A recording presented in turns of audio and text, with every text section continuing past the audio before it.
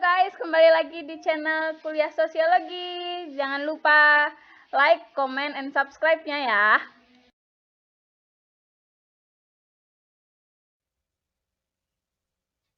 Baik, bismillahirrahmanirrahim. Assalamualaikum warahmatullahi wabarakatuh. Kita teruskan ya materi kita yang sedikit lagi kita bahas ya. Tadi kita sudah sedikit membahas tentang determinisme environmental ya. Ini paham-paham ini di dalam teori sosiologi ekologi budaya ya. Tentang ekologi budaya dari Julian Stewart, kemudian tokoh-tokoh yang lain ya.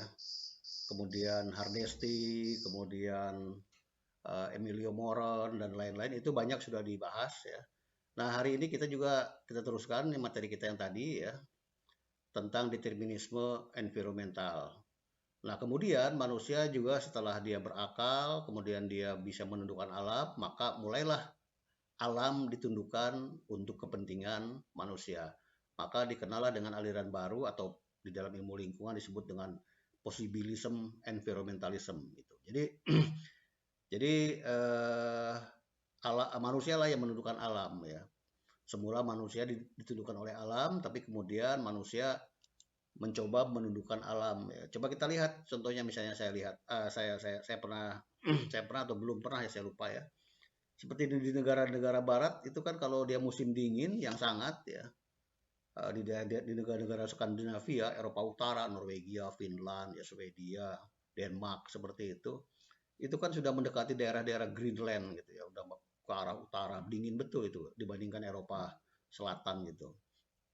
Oleh karena itu mereka secara umum di Eropa ya, ketika mulai musim dingin ya seperti sekarang nih bulan-bulan Desember seperti ini ya, mereka sudah mulai salju itu, kalau dia salju, bayangkan ya, kita saja kalau menggunakan AC di ruangan kita 16 derajat itu sudah mulai dingin gitu.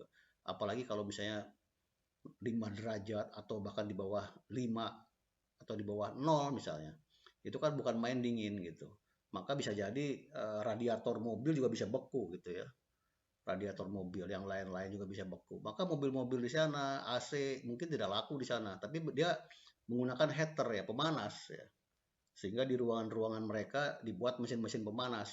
Kalau kita mesin-mesinnya ya mesin AC sekarang ini ya, karena kita daerahnya tropis, matahari banyak, maka ketika panas dibuatlah AC untuk sirkulasi udara, air condition ya. Jadi mengkondisikan udara gitu. Tapi di sana digunakan mereka heater, pemanas ya. Pemanas. Jadi dia ketika musim dingin, di luar dingin ya mereka kehangatan gitu.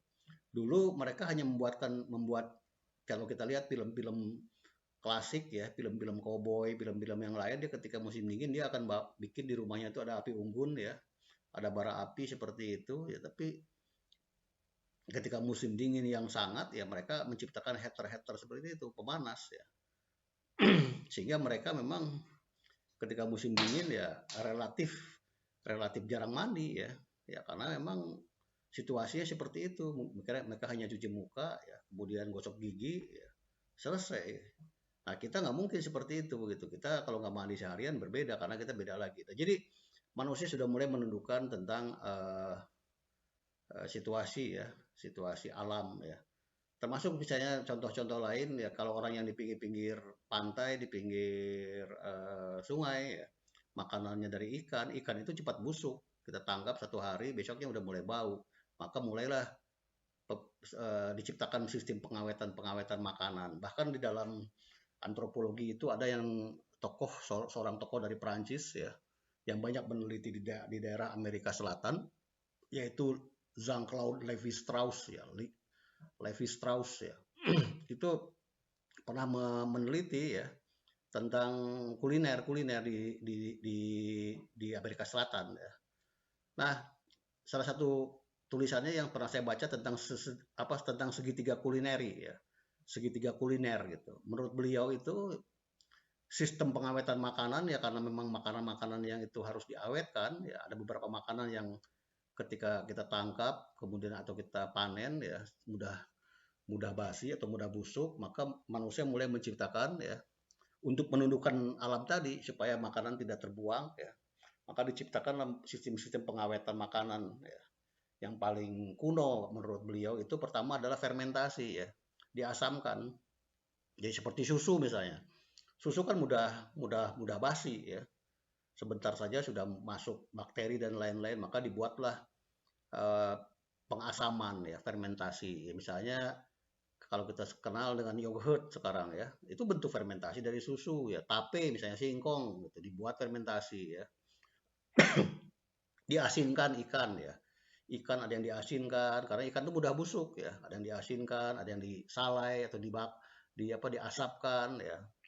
Kemudian ada yang ya macam-macam makanan itu ya. Ada yang diasamkan, ada yang difermentasikan, ada yang macam-macam ya.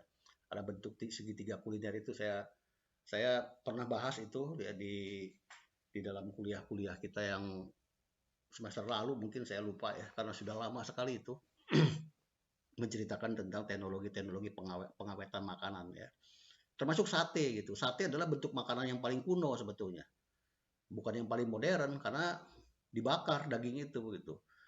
Dulu belum ada yang namanya microwave ya, masak segala macam ya. Jadi bentuk-bentuk kalau kalian lihat di film-film koboi, di film-film apa yang paling mereka sering kemana ke hutan segala macam ya, dia dapat dapat binatang buruan dia bakar saja ya. Jadi teknologi membakar itu adalah teknologi teknologi awal di dalam pola pola masak ya. Jadi sate sebetulnya adalah bukan teknologi modern ya dalam dalam hal segi masak memasak ya. Kambing guling misalnya atau babi guling misalnya. Itu dari dulu sudah ada orang seperti itu. Bahkan orang-orang Indian di Amerika Selatan menurut Levi Strauss itu melakukan itu sudah lama ya. Jauh sebelum datang orang-orang Eropa ke benua mereka gitu. Jadi ada yang dibakar, ada yang diasinkan, ada yang diasapkan, ada yang difermentasikan. Bentuk-bentuk pengolahan makanan ini adalah salah satu bentuk kebudayaan manusia untuk mengolah makanan misalnya. Seperti pisang, pisang dibuat salai, ya, pisang salai seperti itu. Macam-macam lah kita kalian lihat di makanan-makanan itu. Ada yang dibuat manisan, ada yang dibuat asinan, macam-macam. Jadi ini teknologi-teknologi ini bagaimana berusaha manusia untuk menundukkan alamnya untuk kebutuhan hidupnya. Maka kebudayaan itu bersifat universal. Ya, baik ini dulu ya. Saya kira udah baru 7 menit. Oke kita teruskan. Nah, kalau kayak gitu ya. Eh, saudara tolong catat ya. Apa namanya kuliah kita yang seperti ini. Ya mudah-mudahan ada manfaatnya. Kalau saya sampaikan 10, paling paling tidak satu kalian lengket di otaknya, di benak kalian ya. Ya, mudah-mudahan seperti itu. Karena saya khawatir ya dengan kuliah sistem seperti ini, apalagi sampai 8 bulan, ini saya hampir 9 bulan, tahun depan tidak tahu bagaimana sistemnya lagi ya. Saya khawatir makin drop pendidikan kalian dan pemahaman kalian. Jadi, oke itu ya. Ada possibilism environmental, ada lagi determinism environmental ya. Di dalam teori-teori ekologi budaya ini sangat dibahas ya kalau kalian belajar antropologi dalam konteks antropologi ekologi ya kalian pasti akan paham seperti ini ya. Termasuk kesenian juga sangat dipengaruhi oleh lingkungan ya. Kalian perhatikan di Sumatera ini tarian Melayu itu hanya ya lari sana lari bukan lari ya, gerak sana gerak sini, tariannya seperti itu ya, mirip mirip mirip perahu di sungai bolak-balik gitu loh ya. Lari sana lari sini goyang sana seperti itu gerakan-gerakannya. Itu memang seperti itu. Bahkan di dalam bukunya Ruth Benedict ya tentang Taruna Samoa ya, itu diceritakan dalam dalam kultur Samoa sana ya, ada yang namanya tuh tarian ombak di laut ya. Tarian ombak di laut itu konon ceritanya ya, orang-orang sana itu rambutnya panjang-panjang, generasi mudanya. Ya sekarang mungkin saya tidak tahu ya bagaimana bentuknya. Menurut Ruth Benedict itu seorang antropolog Amerika perempuan ya. Rambutnya panjang-panjang, jadi ketika mereka menari itu rambutnya digini-ginikan ya. Ya seperti ombak di laut gitu, rambutnya panjang gitu. Nah, ketika itu kenapa bisa seperti itu? Rambut itu menjadi satu keindahan tarian seperti itu ya karena mereka hidup di daerah pesisir gitu.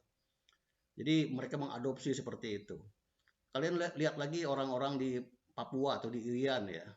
Di sana banyak burung-burung cendrawasih. Maka ornamen-ornamen kebudayaan itu juga sangat mengadopsi tentang bagaimana burung cendrawasih itu eh, apa ya eh, terbang, kemudian bagaimana keindahan burung cendrawasih. Maka dia bentuk-bentuk tariannya pun seperti mirip-mirip burung-burung seperti itu. Gitu.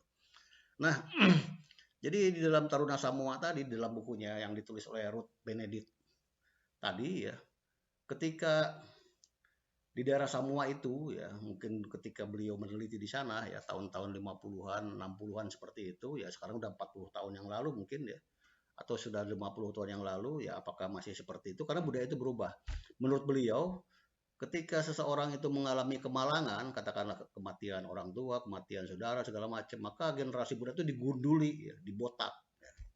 Kenapa digunduli ya? Satu sisi itulah bentuk wujud ya, bahwa itu bentuk pengabdian dari seorang anak, ya, seorang keluarga terhadap keluarganya yang meninggal. Maka begitu ada yang meninggal dia gunduli ya. Itu sebagai bentuk duka cita bahwa jadi orang tahu kalau ada yang gundul di situ berarti dia sedang kemalangan atau duka cita. Tapi di sisi lain juga ada kearifan lokal atau local wisdom atau indigenous people ya. Jadi masyarakat itu punya kearifan lokal ya, bahwa ketika ada kemalangan ya wajar digunduli gitu. Supaya kenapa? Ketika digunduli itu generasi-generasi muda atau keluarga yang kemalangan itu tidak bisa ikut tari-tarian ya.